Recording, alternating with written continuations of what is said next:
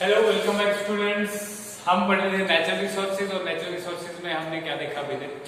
हमने जो है डिफरेंट थिंग्स देखी, जैसे कि नेचुरल रिसोर्सेज के अंदर हमारे पास क्या क्या जो है फिजिकल रिसोर्सेज हैं, एयर है, फिर इसके अलावा जो हमारे पास जो है सॉइल है।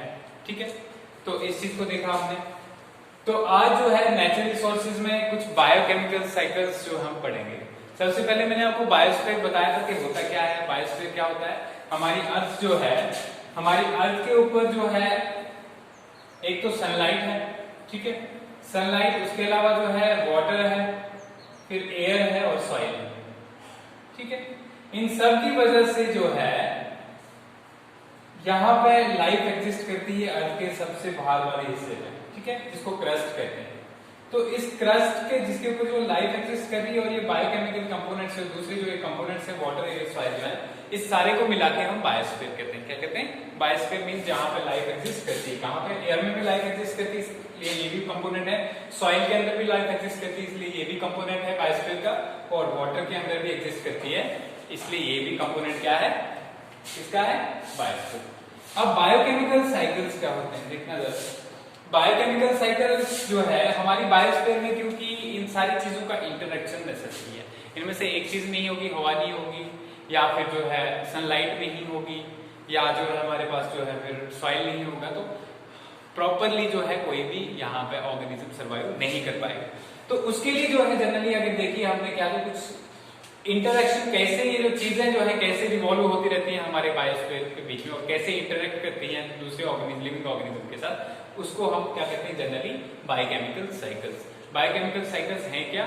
ठीक है, बायोकेमिकल साइकिल्स जो है इंटरेक्शन ऑफ डिफरेंट कंपोनेंट्स, ठीक है, whose different parts means continuum of circulating among the living organism and different components। ठीक है, तो उसको क्या कहते हैं हम? Biochemical cycles. और बायोकेमिकल साइकिल्स में जो है सबसे पहले हम वाटर साइकिल देखेंगे कि वाटर जो है कैसे जो है इस बायोस्फीयर में कैसे रिवॉल्व करता है लिविंग ऑर्गेनिज्म और नॉन लिविंग कंपोनेंट्स के बीच में। ठीक है, तो ये देख लेते हैं। सबसे पहले यहाँ पे मैंने कोई डायग्राम बनाई हुई है, इसको छोड़ के ये अलग सा है, नाइट्रोजन साइकिल का है। ठीक है, इस डायग्राम को छोड़ के इस वाली डायग्राम को देख लो। ठीक है, हम क्या देखते हैं कि जनरली जो वाटर होता है हमारे पास, वाटर कैसे जो है एक साइकिल की फॉर्म में जो है हमारे बायोस्फीयर में चलता रहता है। तो सबसे पहले जो होता क्या है, वाटर जो होता है हमारे पास, ये हमारे पास ओशन है यहाँ पे, ठीक है, और ओशन के बीच में बहुत सारा पानी होता है, समंदर के बीच में।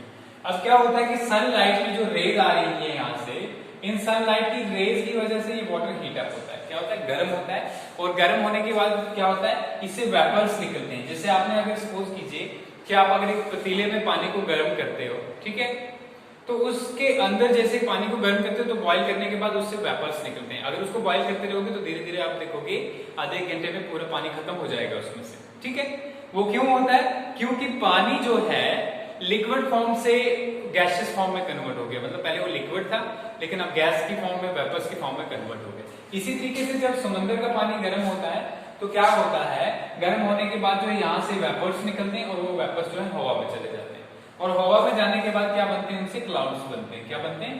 क्लाउड्स बनते हैं। ठीक है, ये क्लाउड्स हैं। अब ये क्लाउड्स जो है ये क्या है? पानी है। ठीक है, अब क्या होता है कि क्लाउड्स जो है हवा के साथ एक दूसरी जगह चले जाते हैं धरती के ऊपर। ठीक है, अकॉर्डिंग टू विंड्स के हवा कहाँ के लिए उनको ले जाती है।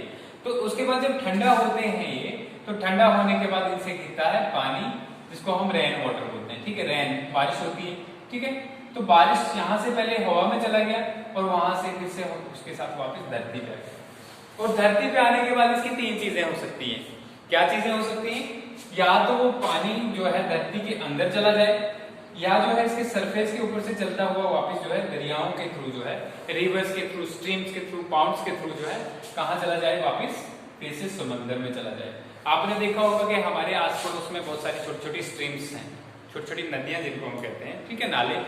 तो उसके बाद वो नाले जाके कहाँ मिलते हैं? रिवर्स में मिलते हैं, और रिवर्स फिर जब बाद में कहाँ जाते हैं? ओशंस में मिलते हैं। तो एक साइकिल ये बन जाता है। देखिए मैं दिखाता हूँ फिर से। हुआ क्या, ओशंस जो थे हमारे, ओशंस में हुई इवेपोरेशन। ठीक है, जब इवेपोरेशन हुई तो क्या हुआ? क्लाउड्स बने। ठीक है, अब फिर क्लाउड्स जो थे क्लाउड्स में हुई कंडेंसेशन, क्या हुई कंडेंसेशन, मतलब वो जो है उनके अंदर जो पानी जमा, तो क्या बन गया रेन वाटर, ठीक है रेन हुआ। रेन से क्या हो गया, रेन से हमारे पास दो चीजें होगी, रेन से या तो सरफेस के ऊपर पड़ेगी धरती के, या धरती के अंदर चली जाएगी, ठीक है सरफेस वाटर मिलेगा, या अगर सरफेस के ऊपर रहेगी तो सरफेस वाटर, अगर जो है ग्राउंड में चली जाएगी जमीन के अंदर चले गया तो ग्राउंड वाटर। इस ग्राउंड वाटर को फिलहाल के लिए आप छोड़ दीजिए, ठीक है। अभी सरफेस वाटर को लेके चलते हैं। सरफेस का जो वाटर था वो फ्लो करेगा, किसमें जाएगा, पहले जाएगा ये सबसे पहले एस्चुरीज में, हम सिंपली जो है इसको हम क्या करेंगे स्ट्रीम्स में, स्ट्रीम्स से जाएगा फिर रिवर्स में, और रिवर से वापस कहां पहुंच जाएगा हमारा ओशन में, ठीक है। तो ये एक साइकिल हो गया, ठीक है। यहां से चलता चलता वापस यहाँ, फिर यहां से चलता चलता वापस, तो इसको साइकिल कहते हैं। जो एक चीज जो है वहां से घूम के वहीं पहुंच जाए तो उसको क्या कहते हैं हम, साइकिल कहते हैं। एक दूसरा, अब जो पानी जो है, जो पानी यहां से इधर पहुंचने के बाद धरती में चला गया, ग्राउंड वाटर जो था, उस ग्राउंड वाटर में, ग्राउंड वाटर का क्या होता है, ग्राउंड वाटर को जो है या तो चश्मे निकलेंगे, स्प्रिंग्स जिनको कहा जाता है, ठीक है, चश्मों से पानी बाहर आएगा जमीन के ऊपर एक, या फिर जो उसको हम हैंड पंप्स वगैरह, आर्टिफिशियल ह्यूमन मीन्स से हैंड पंप्स वगैरह जो है कुएं खोद के वेल्स जो है उनसे निकालेंगे वापस धरती के सरफेस पे, और फिर वो बहता बहता वापस समुद्र में पहुंचेगा। एक ये सिस्टम है। दूसरा क्या है, दूसरा ये है कि जो पानी जमीन के अंदर गया, ठीक है, जमीन के अंदर गया या जमीन के ऊपर है, उसमें से कुछ जो है एनिमल्स ने पिया, ठीक है, एनिमल्स ने पिया, कुछ जो है प्लांट्स ने एब्जॉर्ब किया, प्लांट्स ने, जो प्लांट्स ने एब्जॉर्ब किया, तो उस उन्होंने क्या किया, उन्होंने किया इवेपोरेशन, उनसे क्या होगा इवेपोरेशन, इवेपोरेशन मतलब उनसे जो है उनके पत्तों से जो है रेस्पायर जब वो करेंगे तो उसके साथ में पानी भी निकलेगा, तो इवेपोरेशन, वो वापस कहां जाएगा, क्लाउड्स में चला जाएगा, ठीक है, इवेपोरेशन होगा प्लांट से, फिर हो जाएगा क्लाउड्स में, और क्लाउड्स से जो है फिर से वापस रेन वाटर, और सेम प्रोसेस होगा। और जो एनिमल्स होगा वो रेस्पायर करेंगे, जैसे हम सांस लेते हैं छोड़ते हैं तो हमें दिखता नहीं है, सर्दियों के जो है सर्दियों में आपने देखा होगा कि जब हम सांस छोड़ने की कोशिश करते हैं बाहर, तो उसमें जो है वो एक सांस एकदम से धुंधला सा धुआं सा बन जाता है, ठीक है। उसके पीछे रीजन क्या होता है कि हमारी जो सांस है इसके अंदर क्या है, इसके अंदर जो है वाटर की प्रेजेंस होती है, ठीक है, हल्का वाटर इसमें प्रेजेंट होता है। और इसलिए होता क्या है, जब वो हमारी एयर के अंदर जो, क्योंकि वो वेपर फॉर्म में होता है, ठीक है, दिखता नहीं है, ठीक है। गर्मियों में क्या होता है, बाहर गर्मी होती है तो वेपर्स और वेपर बनते हैं, वो दिखते नहीं। सर्दियों में क्या होता है, जब हम सांस छोड़ते हैं, जैसे हमने सांस छोड़ी तो उसमें जो पानी होता है ठंड की वजह से वो कंडेंस हो जाता है, जैसे बादल कंडेंस होते हैं, इसीलिए वो जो है उसका कलर गाढ़ा हो जाता है। आपने क्लाउड्स को देखा होगा, बादलों को, बादल भी जो व्हाइट कलर के होते हैं उनमें कम पानी होता है, जो ब्लैक कलर के क्लाउड्स होते हैं उनमें ज्यादा पानी होता है, ठीक है, हो गया, समझ आ गया। या ज्यादा पानी ना होना, होना भी अलग बात है। अगर जो कंडेंस्ड फॉर्म में वाटर हो जाएगा बादल, वो काला हो जाएगा, मतलब इसका मतलब उससे जल्दी बारिश गिरने वाली, ठीक है। जो व्हाइट कलर का होगा इसका मतलब वो भी कंडेंस्ड फॉर्म में नहीं है, ठीक, उसको कंडेंस होने में भी टाइम लगेगा। तो ये था वाटर साइकिल, क्या था, वाटर जो है कैसे मूव करता है, ठीक है। अगर इसकी हम एक्सप्लेन इसको करें तो क्या होता है, water forms a cyclic component in human biosphere, human नहीं कहेंगे, in the biosphere simply, ठीक है। First of all, it evaporates by the heat of the sun from the oceans and the other water bodies, evaporate करता है and resulting into formation of clouds, ठीक है। The cloud precipitate down in the form of rain, then water comes to the ground. On the ground, it may flow on through the surface to the ocean, ठीक है, through rivers, estuaries, and then streams. Okay.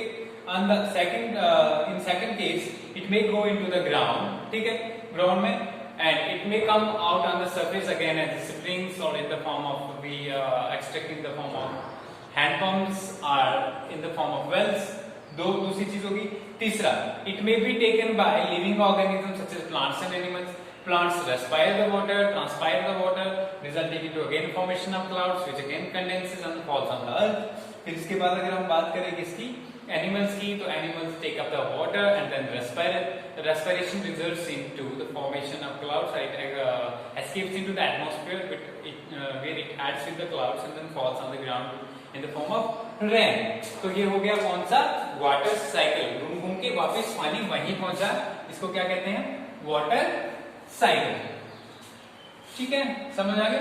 ये तो हमारा water cycle clear हो गया। अब हम देखते हैं दूसरा साइकिल जो है, ये तो पानी का देख लिया हमने, और दूसरा क्या होता है कंपोनेंट हमारा? एयर होता है। तो एयर में से किसी एक चीज को लेंगे हम फिलहाल, ठीक है? कौन सी को ले रहे हैं हम? नाइट्रोजन को। ठीक है, नाइट्रोजन मैंने आपको बताया था कि जब एयर के कंपोनेंट्स देखते हैं, हम एटमॉस्फेयर के कंपोनेंट्स देखते हैं, तो एयर के अंदर जो है सबसे ज्यादा नाइट्रोजन है। कितनी है? 78.08%। ठीक है, कितनी है? 78.08%। अब ये 78% जो नाइट्रोजन है, ये क्या एटमॉस्फेयर में ही रहती है? कैसे घूमती है? ठीक है, या क्या जो हवा में इतनी 78% नाइट्रोजन है, तो लिविंग ऑर्गेनिज्म को क्या ये जरूरत होती है? अगर जरूरत होती तो क्या ये हवा से ही लेते? ठीक है, इसके बारे में हम देखते हैं। तो नाइट्रोजन जो है हवा में कितनी होती है? 78%। पर सबसे बड़ी दुविधा ये है कि ऑर्गेनिज्म जैसे प्लांट्स और एनिमल्स जो है, इसको डायरेक्टली जो है कंज्यूम नहीं कर सकते हवा से। जैसे ऑक्सीजन को हम डायरेक्टली सांस के थ्रू जो अपने अंदर लेते हैं, इस तरीके से हवा, नाइट्रोजन भी हमारे अंदर जाती है सांस के थ्रू, लेकिन वो कंज्यूम नहीं होती, वो बाहर आ जाती है कार्बन डाइऑक्साइड के साथ में। ठीक है, तो यहाँ पे हो गया। फिर हमें नाइट्रोजन जो है कैसे मिलती है और हमें नाइट्रोजन कहाँ कहाँ चाहिए होती है? सबसे पहले देखते हैं पहले नाइट्रोजन कहाँ कहाँ चाहिए होती है, रिक्वायरमेंट्स देख लेते हैं इसकी, उसके बाद देखेंगे पहुंचती कैसे और कहाँ जाती है, कहाँ कहाँ रिक्वायर्ड होती है। सबसे पहले जो प्रोटीन्स होती हैं हमारी, ठीक है, प्रोटीन्स के अंदर क्या होता है? एमाइनो एसिड्स होते हैं, एमाइनो एसिड्स। अब ये एमाइनो एसिड्स जो हैं, इनके अंदर नाइट्रोजन प्रेजेंट होती है, बहुत सारे डिफरेंट टाइप के अमाइनो एसिड्स, तो इसका मतलब प्रोटीन्स में भी होती है। अब दूसरा है हमारे न्यूक्लिक एसिड, आपने डीएनए सुना होगा, न्यूक्लिक एसिड्स, ठीक है, डीएनए, आरएनए, ठीक है, उसके अंदर भी नाइट्रोजन प्रेजेंट होती है।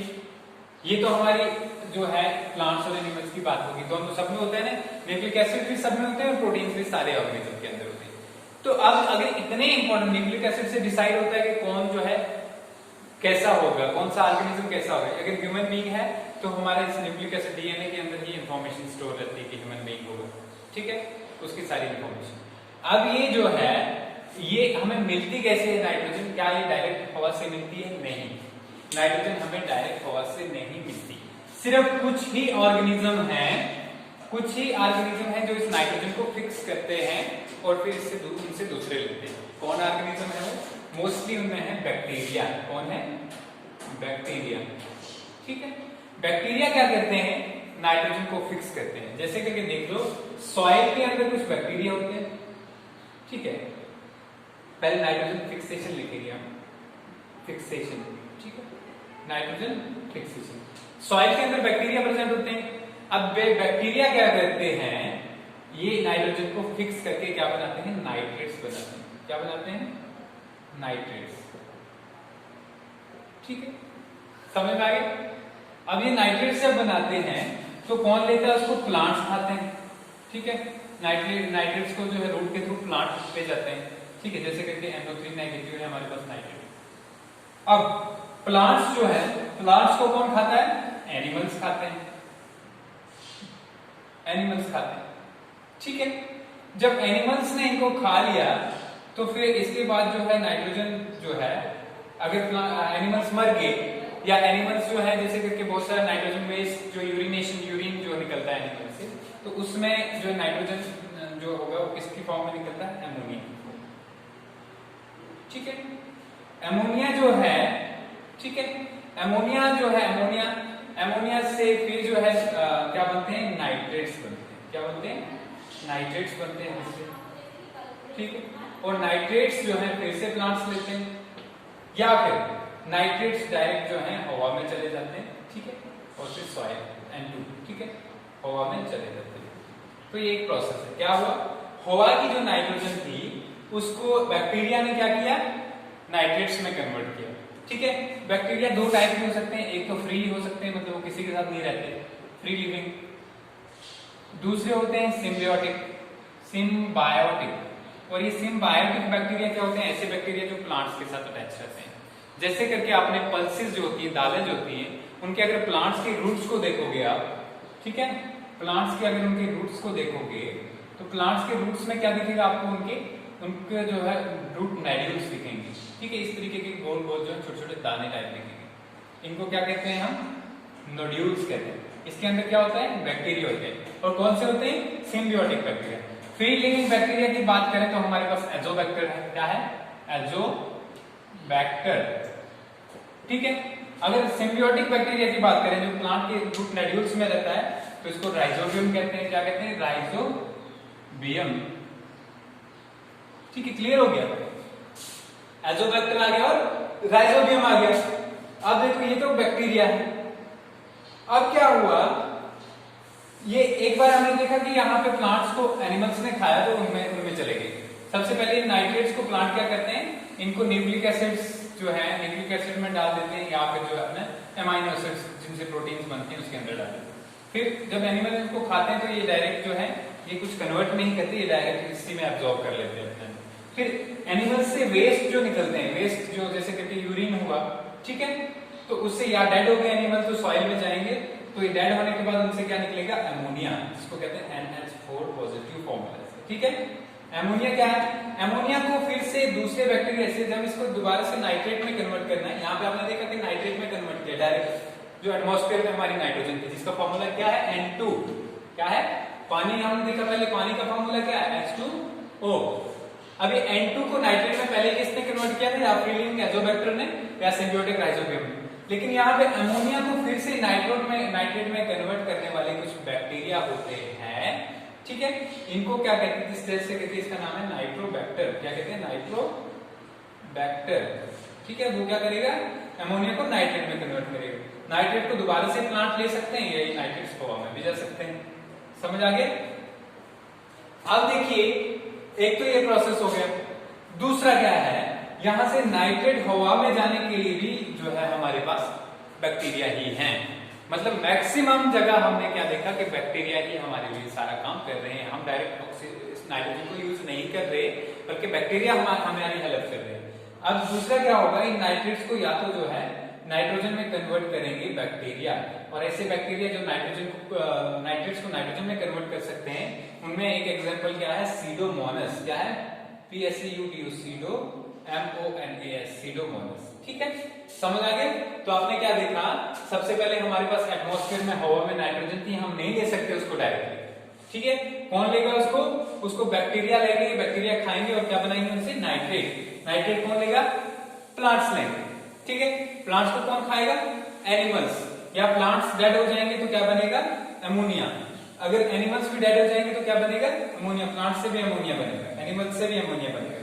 और जब अमोनिया को फिर से जो नाइट्रेट्स में कौन कन्वर्ट कर सकता है, बैक्टीरिया, जैसे करके नाइट्रोबैक्टर। फिर नाइट्रेट्स को जो है हवा में, यानी जो है N2 में, नाइट्रोजन में दोबारा कौन कन्वर्ट कर सकता है, बैक्टीरिया, जैसे करके सीडोमोनास। तो मतलब क्या हुआ कि नाइट्रोजन फिर से वापस घूमती घूमती हवा में पहुंच गई। तो ये है नाइट्रोजन फिक्सेशन वाला काम, नाइट्रोजन साइकिल, ठीक है। समझ आ गया। फिर से एक बार मैं बताता हूं कि नाइट्रोजन फिक्सेशन होता कैसे जनरली। तो नाइट्रोजन फिक्सेशन की अगर हम बात करें तो नाइट्रोजन फिक्सेशन में क्या होता है, first of all there are certain microorganisms which fix nitrogen. क्या करते हैं, नाइट्रोजन को फिक्स करते हैं। Nitrogen is a gas present inside the atmosphere, ठीक है। और इसका क्या है, इसका सिंबल है N और फॉर्मूला है N2, ठीक है। मॉलिक्यूलर फॉर्मूला इसका क्या है, N2 है और सिंबल है N। समझ आ गया। हर एक एलिमेंट का सिंबल होता है, जैसे हाइड्रोजन का H है, हीलियम का He है, ठीक है, लिथियम का Li है, बेरिलियम का Be है, ठीक है, बोरान का भी है, ऐसे हो गया। तो ये सारी चीजें जो है इनका क्या है, अलग अलग सिंबल होता है। अब इसी तरह नाइट्रोजन का फॉर्मूला क्या है, N2। क्या नाइट्रोजन डायरेक्टली फिक्स हो सकती है ऑर्गेनिज्म में? Is nitrogen directly fixed by plant and animals? No, plants and animals cannot fix nitrogen, ठीक है। तो who fixes the nitrogen? There are certain bacteria who fixes the nitrogen. For example, Azobacter is a free living bacteria in the soil. It fixes the nitrogen and converts it into nitrates. Then nitrates are used up by the plants. There are another bacteria which live in symbiotic association with plants, such as Rhizobium is there. It lives in the root nodule. ठीक है, this is known as biological nitrogen fixation. इनको क्या कहते हैं? Biological nitrogen fixation. ठीक है. Then the fixed nitrates are used up by the plants when plant die up or when their parts decay. It is converted into ammonia. और nitrogen का जो है नाइट्रोजन नाइट्रेट्स का अमोनिया में convert होना, इसको क्या कहते हैं? एमोनिफिकेशन आ सकता है. What is ammonification? Ammonification is the process of conversion of nitrogen products or nitrates into ammonia. ठीक है, समझ आ गया. और जब हम नाइट्रेट से वापस नाइट्रोजन बनाते हैं तो उसको कहते हैं डीनाइट्रिफिकेशन. क्या कहते हैं? When nitrates जो हैं those are converted into again into nitrogen. ठीक है, it is known as denitrification and it is done by mostly by bacteria such as Pseudomonas type के बैक्टीरिया. ये तो हमने बायोलॉजिकल नाइट्रोजन फिक्सेशन देखी. अब हम देखते हैं दूसरे कौन से टाइप जो हैं जिससे नाइट्रोजन फिक्स हो सकती है.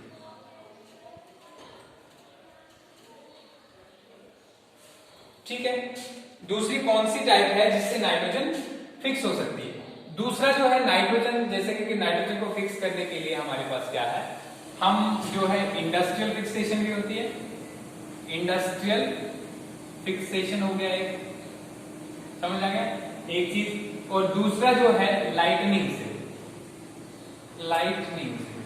लाइटनिंग क्या होता है? जब बिजली कड़कती है तो हवा में नाइट्रोजन जो है ऑक्सीजन के साथ रिएक्ट करती है. ठीक है, तो क्या बनते हैं हमारे पास? नाइट्रेट्स बनते हैं. NO3 NO2 बनते हैं. ठीक है, नाइट्रेट्स बनते हैं. इन नाइट्रेट्स को फिर से जो है प्लांट्स यूज करते हैं. एक चीज. दूसरा ये किसमें आ गया हमारे पास? लाइटनिंग के अंदर जब जो है बिजली चमकती है तो उससे जो नाइट्रोजन फिक्स होता है. दूसरा है इंडस्ट्रियल फिक्सेशन. इंडस्ट्रीज में हम क्या करते हैं? इंडस्ट्री में हम नाइट्रोजन और नाइट्रेट्स को कन्वर्ट करते हैं किसमें? खाद जिसको बोलते हैं यूरिया में. ठीक है, यूरिया में, अमोनिया में. तो ये अमोनिया और यूरिया जो है हम फिर क्या करते हैं? खेतों में डालते हैं. खेतों में जब डालते हैं तो वहां से इसको प्लांट लेते हैं. तो कौन कौन सी टाइप की नाइट्रोजन फिक्सेशन हो गई? एक नेचुरल हो गई जिसमें हमारा लाइटनिंग हो गया. एक इंडस्ट्रियल हो गई जिसमें हम इंडस्ट्रीज में नाइट्रोजन को फिक्स करते हैं. ठीक है, नाइट्रोजन के नाइट्रेट्स को यूज करके क्या बनाते हैं? खाद बनाते हैं. आपने देखा होगा मोस्टली जो फार्मर्स के बच्चे होंगे तो उन्होंने देखा होगा कि गाँव में क्या यूज करते हैं? हम खेतों में खाद डालते हैं. व्हाइट कलर के छोटे छोटे दाने होते हैं. ठीक है, तो यूरिया और अमोनिया जो है ये क्या है? ये हम किससे फिक्स करते हैं? इंडस्ट्रीज से. और इससे भी क्या बनते हैं? नाइट्रेट्स जो है बनते हैं. और नाइट्रेट्स को प्लांट यूज करता है या फिर जो हवा में भी जा सकता है. ठीक है, N2 के फॉर्म में. तो ये हो गया पूरा नाइट्रोजन साइकिल. ठीक है, नेचुरल सोर्सेज में ये है.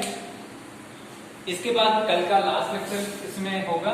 ठीक है, जिसमें हम देखेंगे कि ओजोन लेयर क्या होता है और एक जो है ऑक्सीजन साइकिल भी देखेंगे कि ऑक्सीजन कैसे कैसे कहां से मूव करती है. ठीक है, क्लियर हो गया. ये दो जो थे हमने ये देख लिया, नाइट्रोजन साइकिल देख लिया, वाटर साइकिल देख लिया.